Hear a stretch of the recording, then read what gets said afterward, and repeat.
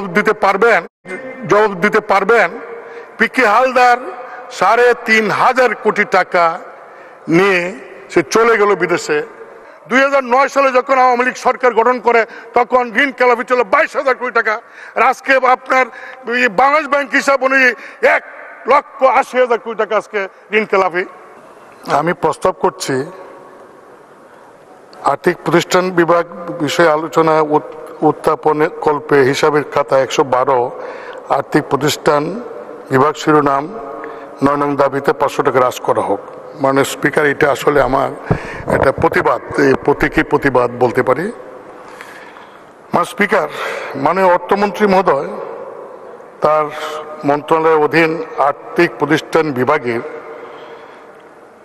যা বাজেটে বরাদ্দ ছিল তার চেয়ে অতিরিক্ত আরো প্রায় 500 কোটি টাকা তিনি খরচ করেছেন। সেটাই আজকে যাতে মঞ্জুর করা হয় সেই জন্য তিনি এই দাবিটা উল্লেখ করেছেন।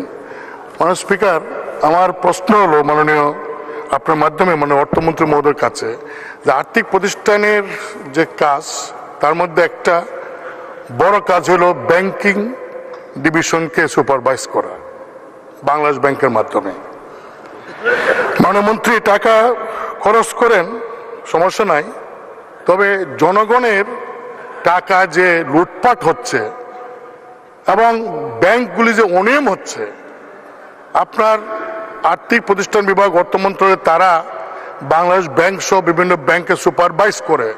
সুপারভাইজটা কি সুপারভাইজ করে আপনি কি জবাব দিতে পারবেন?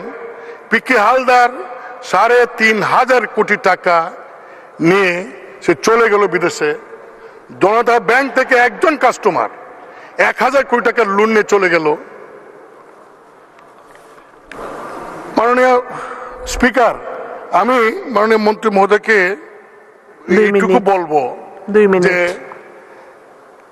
বাংলাদেশ ব্যাংক তারা বিভিন্ন সময় দেখা যায় যে বিভিন্ন বড় বড় প্রতিষ্ঠানের তারা লোন নেওয়ার পরে সুদ মওকুফের দরখাস্ত করে।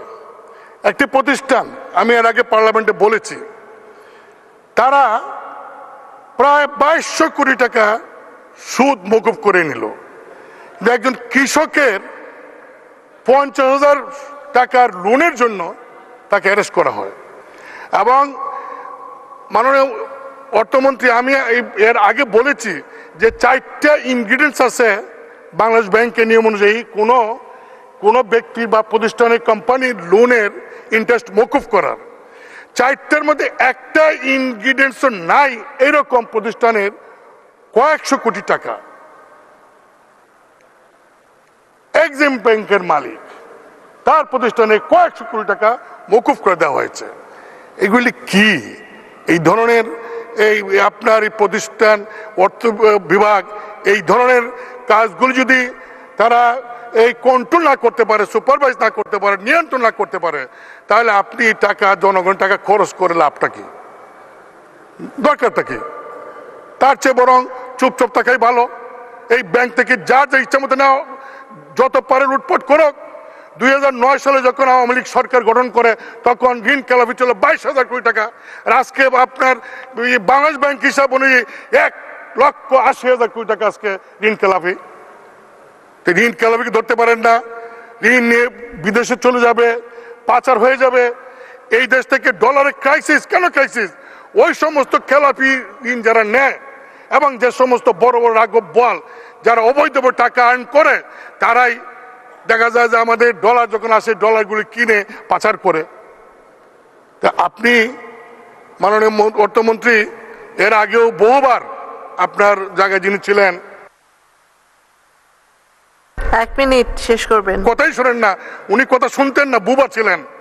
অন্তত আপনি, আপনার কাছে অনুরোধ করব এই সমস্ত অনিয়মগুলি বন্ধ করেন এবং আপনার কাছে বিনীতভাবে অনুরোধ, যে সমস্ত ব্যক্তি বাংলাদেশের, সে ব্যবসায়ী হোক, আমলা হোক, এমপি হোক, রাজনৈতিক নেতা হোক, দুবাই, মালয়েশিয়া, কানাডা, আমেরিকা, ইউরোপে এই যে ফ্ল্যাট কিনেছে, বাড়ি করেছে, মার্কেট করেছে, হোটেল করেছে, এইগুলি একটু তদন্ত করে এইগুলি ফিরে না আনতে পারলেন তো আইডেন্টিফাই করেন যে এই লোকগুলি এই টাকাগুলি পাচার করেছে। একটু দয়া করে আপনার যারা সচিব আছে, যারা যারা নাকি কর্মচারী আছে, কাজ করে আপনার মন্ত্রণালয়ে, তাদের কাজে লাগান সৎ পথে। এবং আপনার এই অনিয়মের কারণে কিন্তু আমি প্রতিবাদ হিসাবে আপনার এই যে আজকের দাবি থেকে 500 টাকা হ্রাস করার জন্য প্রস্তাব করেছি। মাননীয় স্পিকার, আপনাকে ধন্যবাদ। ধন্যবাদ।